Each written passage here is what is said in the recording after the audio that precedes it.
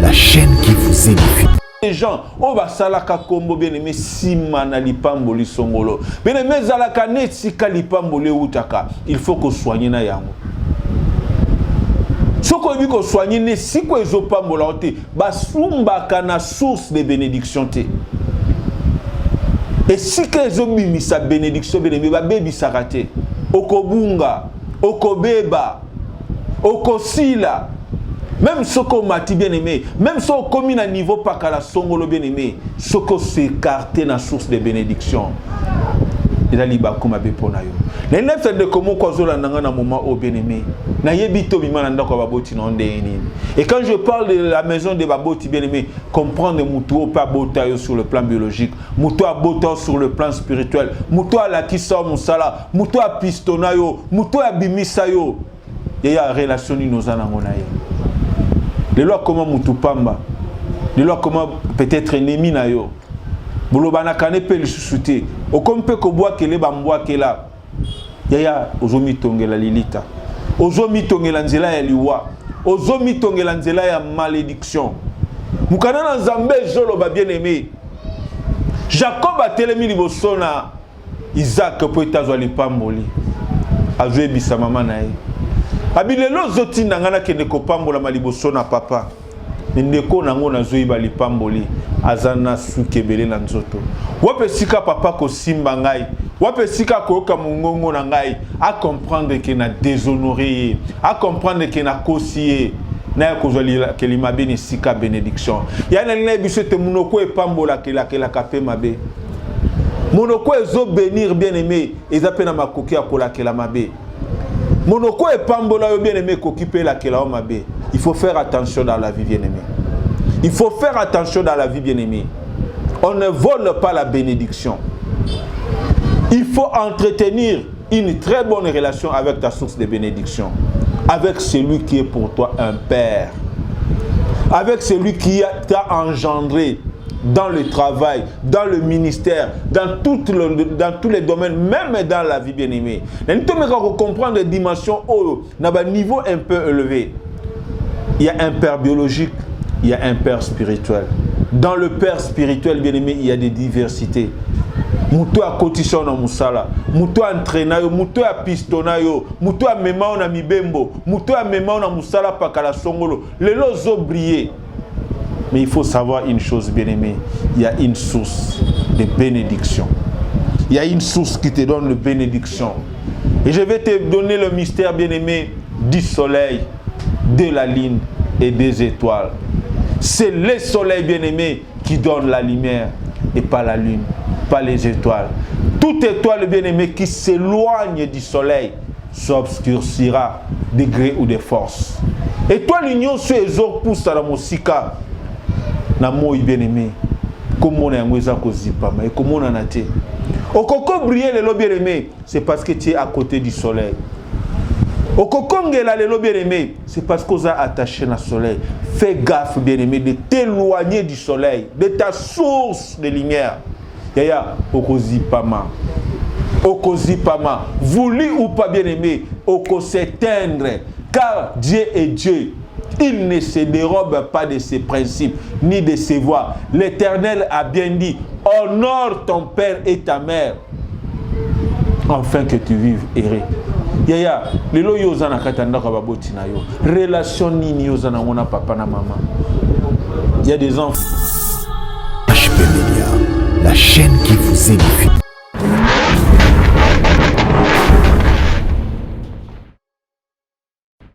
Merci fidèles téléspectateurs. Binonion so bozwami na kolanda biso na moment oyo vraiment nazana sengo ya kozana bino elongo na ebete zwaki mwa mikolo to kutana kiteme par la grâce de Dieu. Nzamba permettre que toko kalisusu ko kutana na mokolo malelo na tina eti toko ka ko partager sur la parole de Dieu.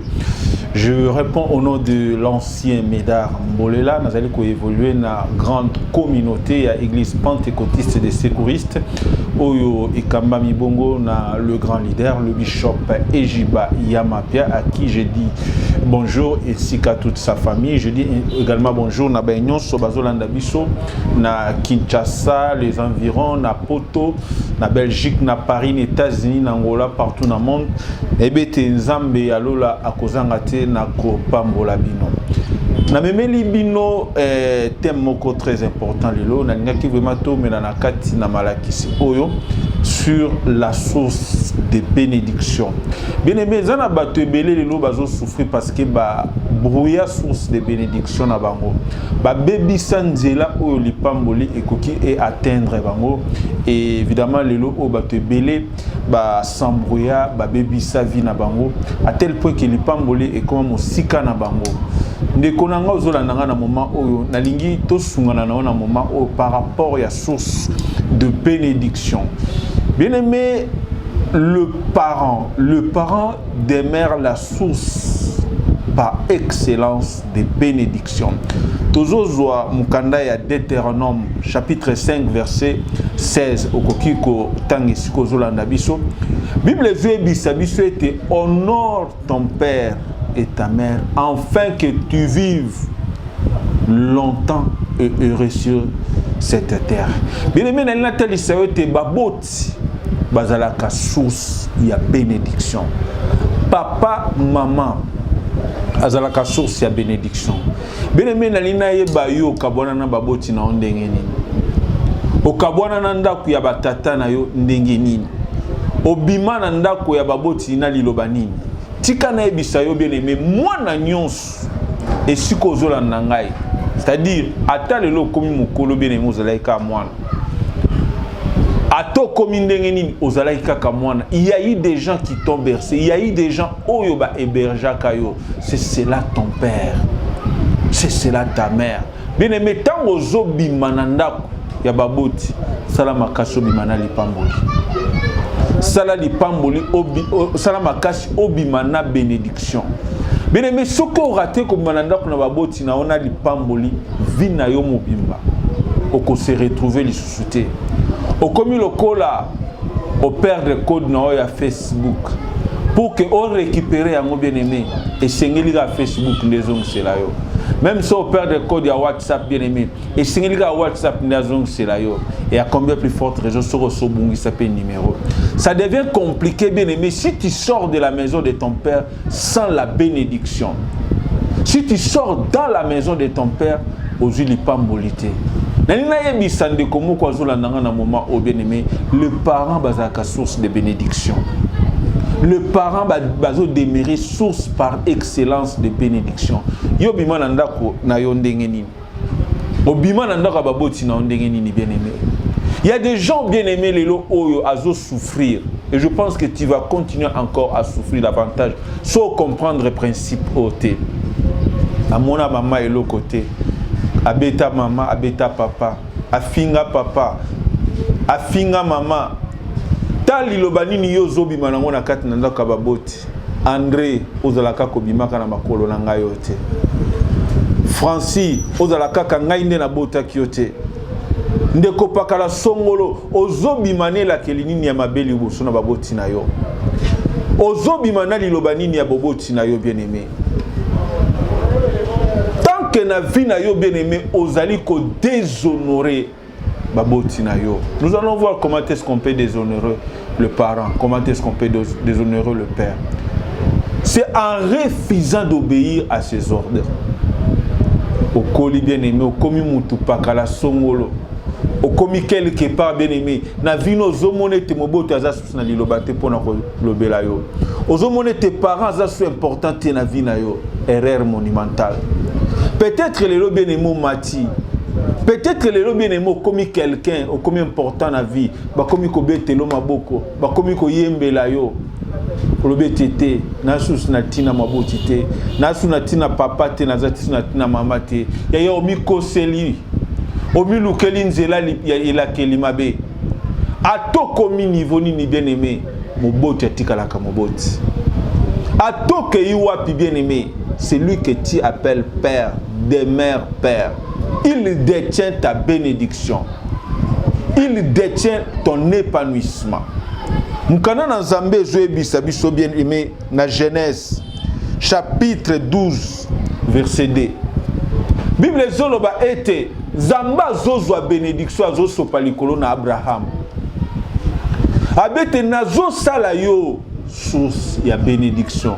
C'est-à-dire oh yo pamboli apambolami. O pe la keli mabe ala keli mabe. Mais Zamba zo créer bénédiction na kati na Abraham.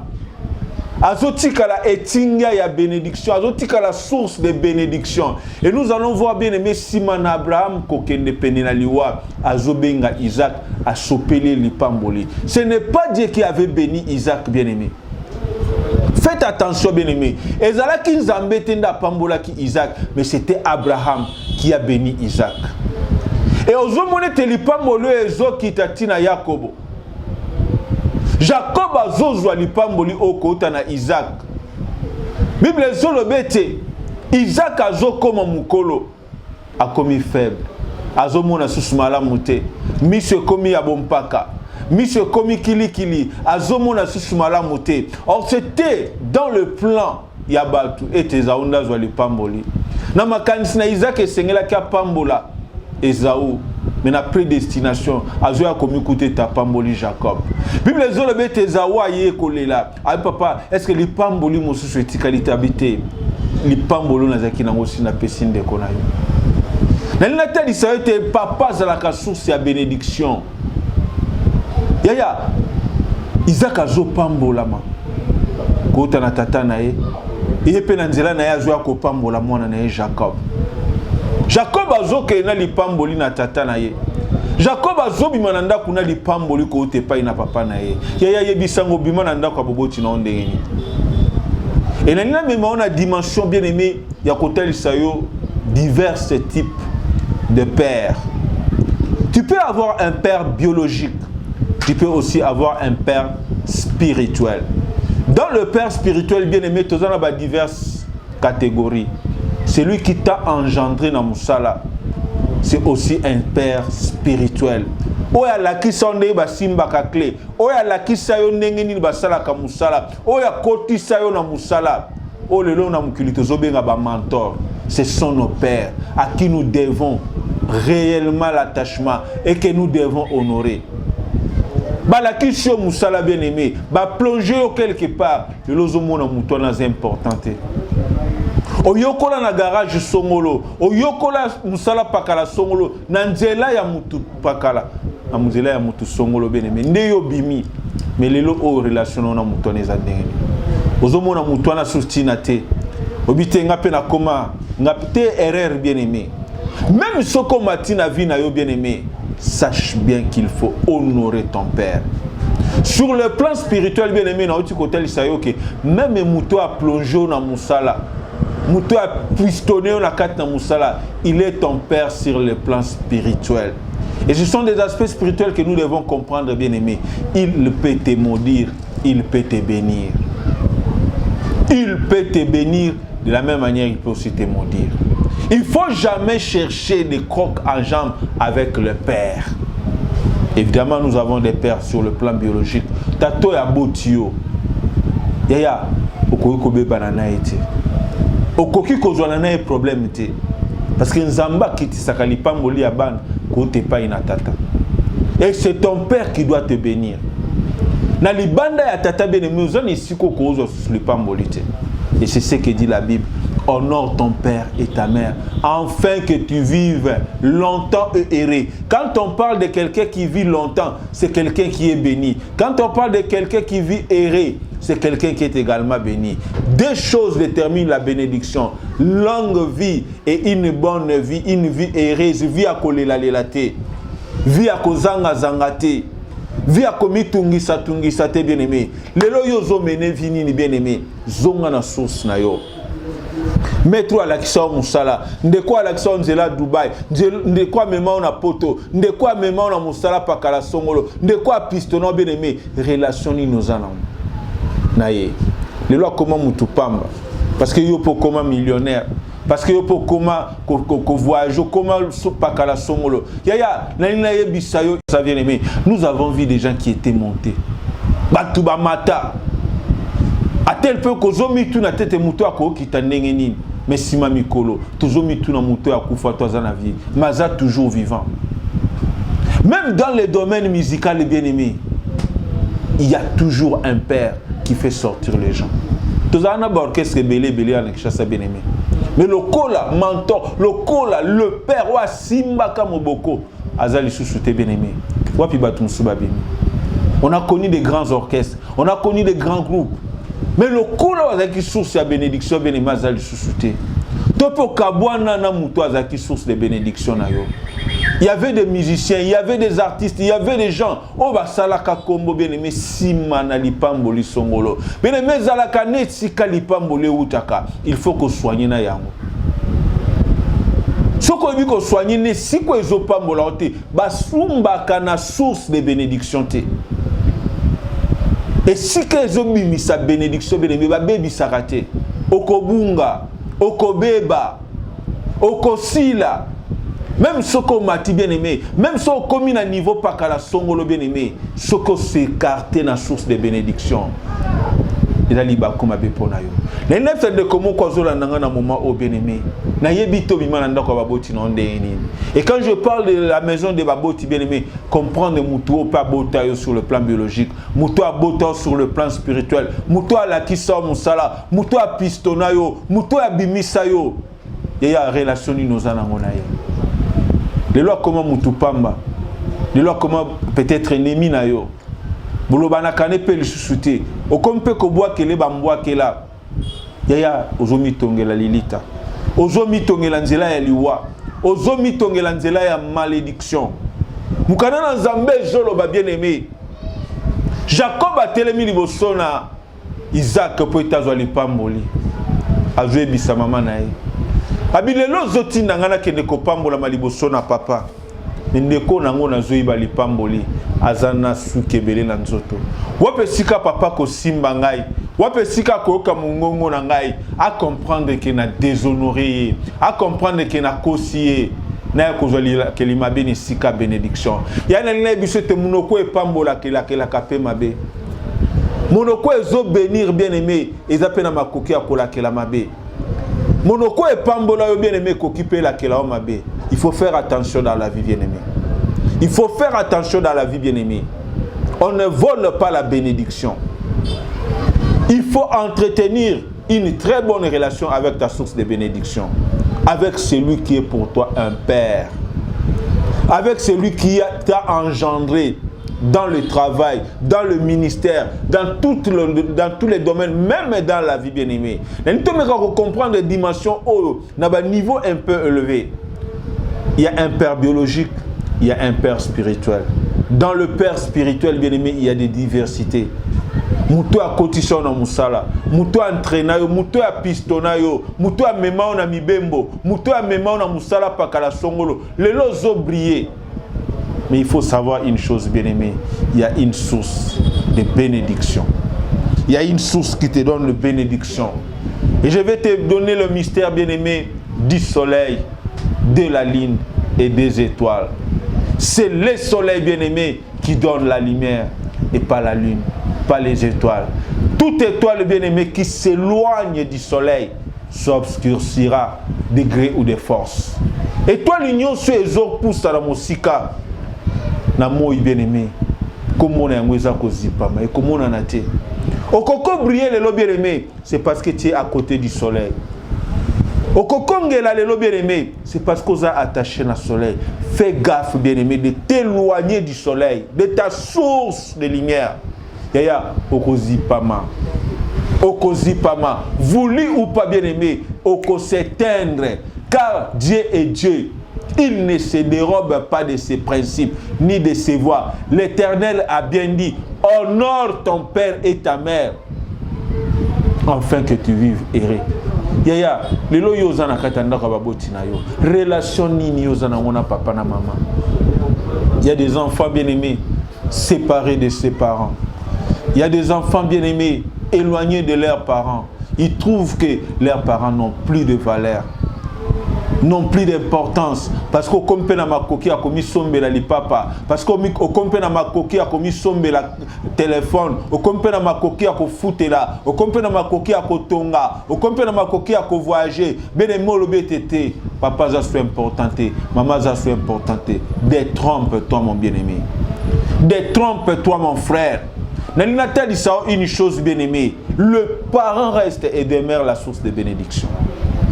Et ça le matin d'ennemi, que ça l'erreur te na vie na bien-aimé.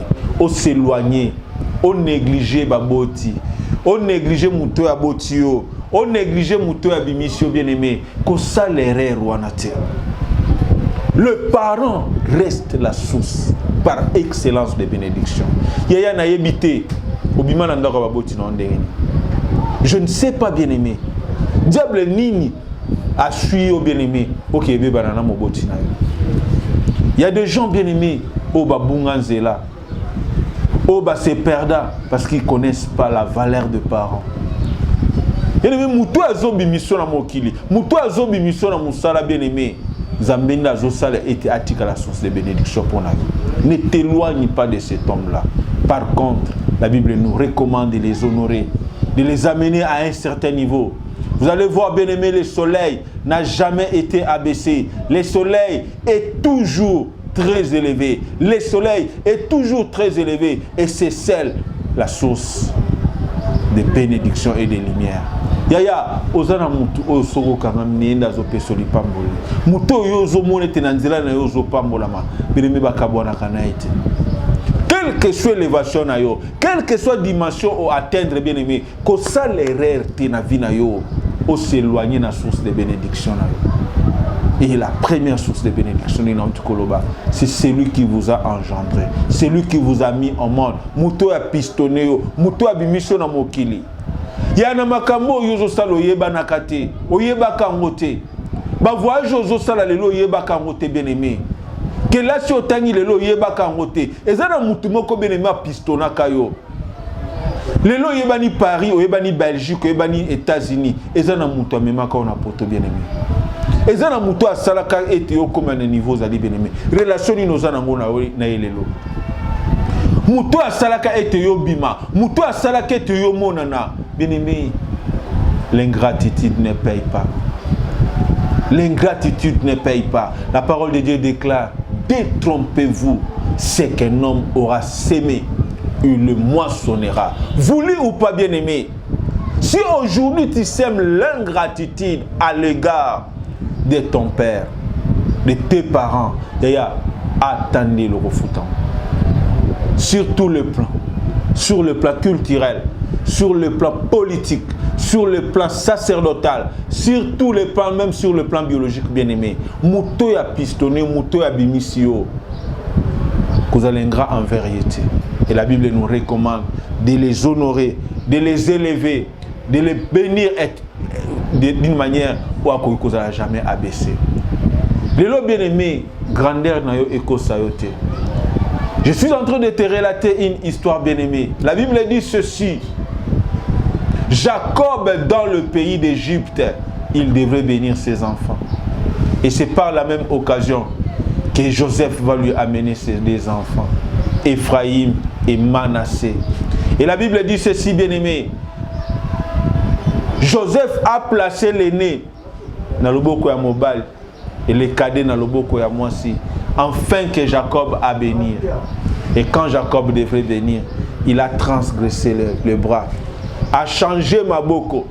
Joseph Azolinga Simba le boko ya tata bité papa Bosani. Et son père dit, je sais ce que j'ai fait. Nabo sanité, je sais ce que j'ai fait. Une chose bien aimée, tu ne peux pas voir au-delà de ton père.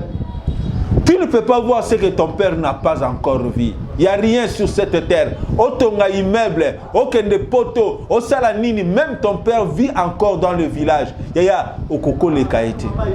Et dans le tongi ba immeuble, somi ba ndako, tomi mituka, otondi ba milliards. Yaya, oleki moboti na yote. Il faut sortir dans la maison de ton père avec la bénédiction. Yaya, nalina ibisa bien-aimé, moi nos olandangai. Lukaka papa pambola kayo. Lukaka papa bénissa kayo. Ah mon fils, que mon Dieu te bénisse. Et plutôt que papa lela kanatina na yo.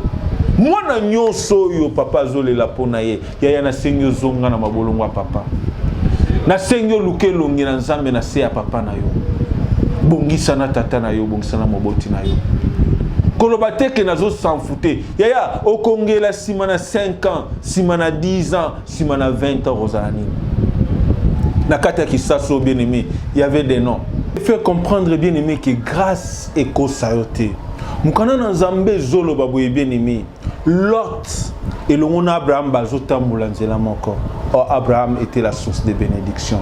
L'autre a zomo na niveau ya komi, ba kompe ko benge mo pao, ba kompe ko benga e patron, a kompe ko pesa ba ordre ba zoto saye. L'autre a zomi monete, a kompe nenge mo kon Abraham. Il pensait qu'il était temps à kokako se séparer na Abraham.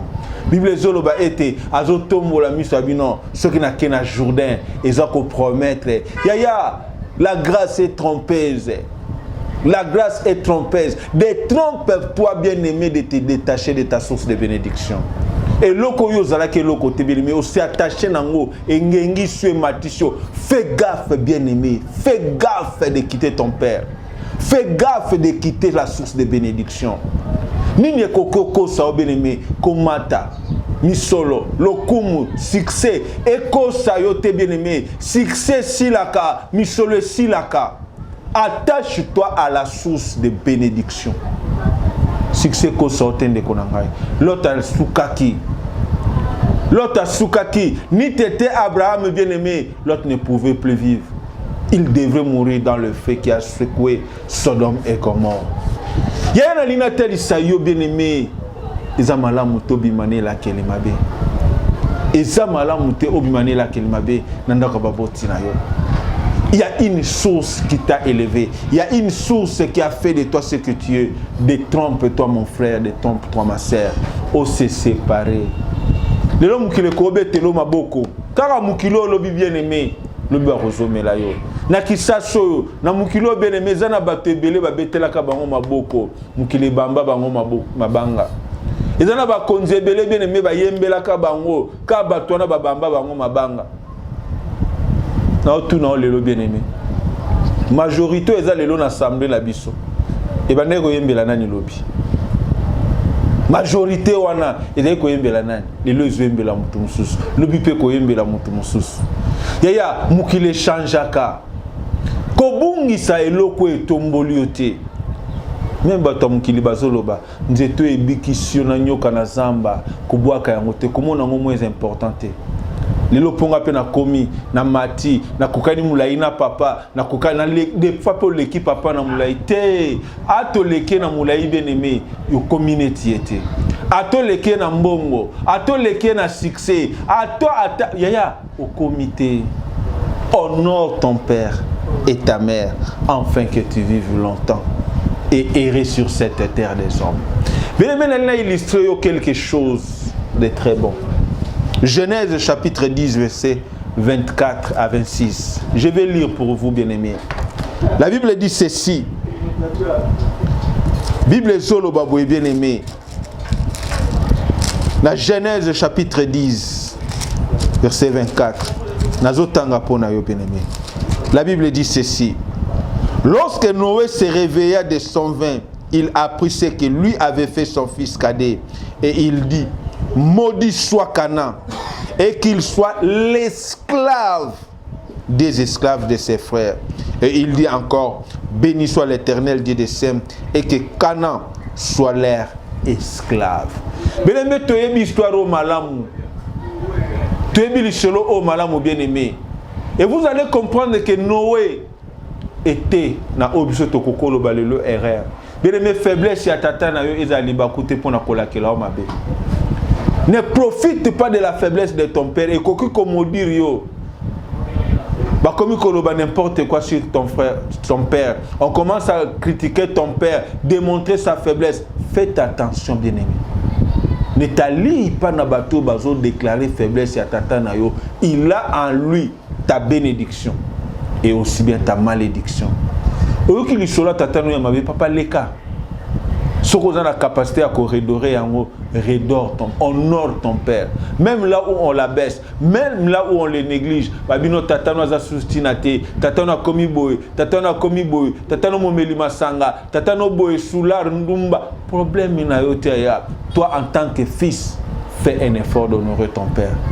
Bible zoloba été moi na oya suka bien aimé aye ko sosola tatane libanda bogeta makampa papa la bino kuiter a sali aye boye bisake pa ba rola. Non, faites attention bien aimé au somi lu que la kelma be Bible bete sima na ye ko telema na milangwa na ye na bizoba na ye ya tata za la kazoba te tata za la kazoba te bien aimé Azamuto et Seigneur honoré. La Bible dit il se réveilla. Que vous ne le voulez pas bien aimer, le Père se réveillera et il va prononcer quelque oracle pour toi. Est-ce que ça sera la bénédiction ou ça sera la malédiction?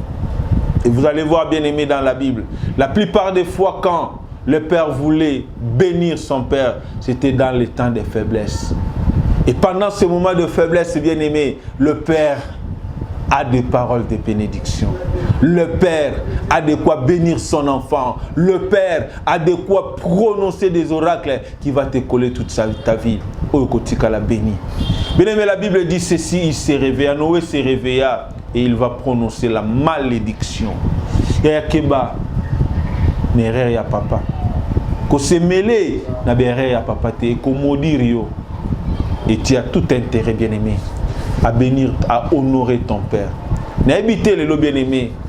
Ozo se retrouver dans un moment où on a une situation difficile. Malédiction est là, tonayo. Malédiction est là, tu misala. Et l'autre ozo marché zate. Et l'autre ozo tamboulé zate. La première démarche, bien-aimé, rentre chez ton Père. Cherche ton Père. Même si en ce moment, bien-aimé, n'a ne comélioté. Et qu'ozo se rappeler que quelque part, bien-aimé, la malédiction prononcée par ton Père est à Luka Papa. Luka Papa qui est le bien-aimé, il y a une autre catégorie bien-aimé, le papa zate, maman zate, ça devient compliqué pour toi. Oh bien-aimé, nous avons quelqu'un à disposition pour que alobama alobali kolonayo. Pour que a prononcé encore des bénédictions. Vinayo est changé, vinayo est zonga normal, vinayo est ngengali susu. Bien-aimé, le au perda, vinayo est comment compliqué. Plus rien ne marche dans ta vie, plus rien ne se déroule bien dans ta vie à cause de la malédiction, à cause de s'être séparé de la source de ta bénédiction. Muto achona musata muswa kufa, muto abimisa ta muswa zalaka susute. Bien-aimé, il y a une possibilité. Il te suffit de nous entrer en contact. Nous allons te faire voir. Nous allons chercher la face de Dieu. Le Père par excellence, il va réorganiser ta vie. Il va te redonner l'avenir meilleur. Voilà pourquoi nous avons exhorté au bien-aimé. Yozo la nanga na moment où ta la vie na yo bien-aimé et boité sikanine. Ba ne belé ba te belé bien-aimé ba beba na nzela na baboti. Na kozanga botos, na kozanga konorer baboti. Nazoko exhorter. Notre contact est sur votre bas de télévision. Appelez-nous bien-aimés. Nous allons te remettre sur la bonne voie et tu vas voir ta vie changer.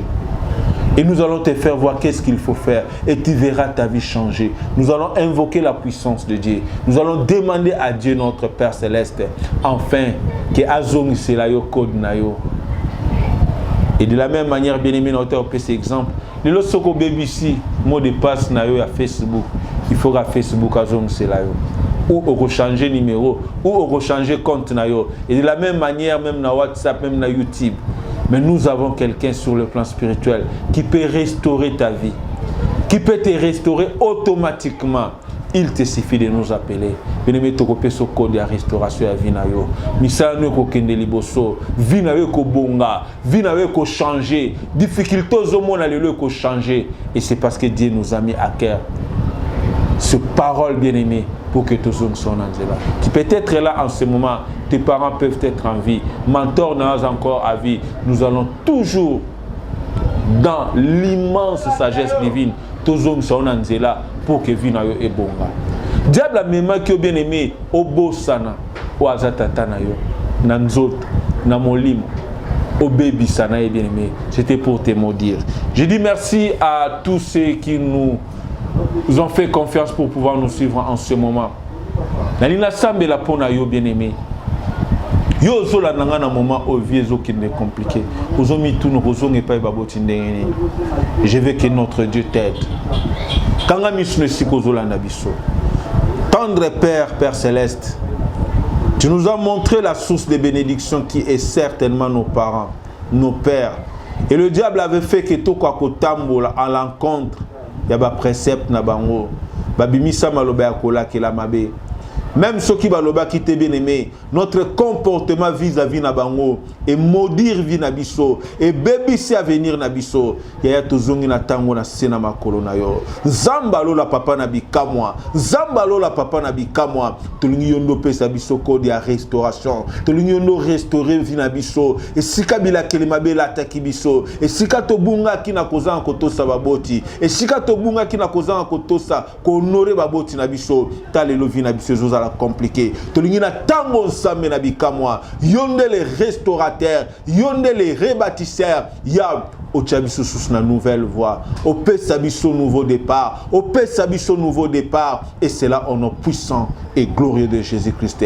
Nyonso bebaki, nyonso lalaki. Yahweh na bikamwa au travers ce message et restaurer Vinabiso au nom puissant et glorieux de Jésus-Christ. Merci bien-aimé Yondo Landibiso partout.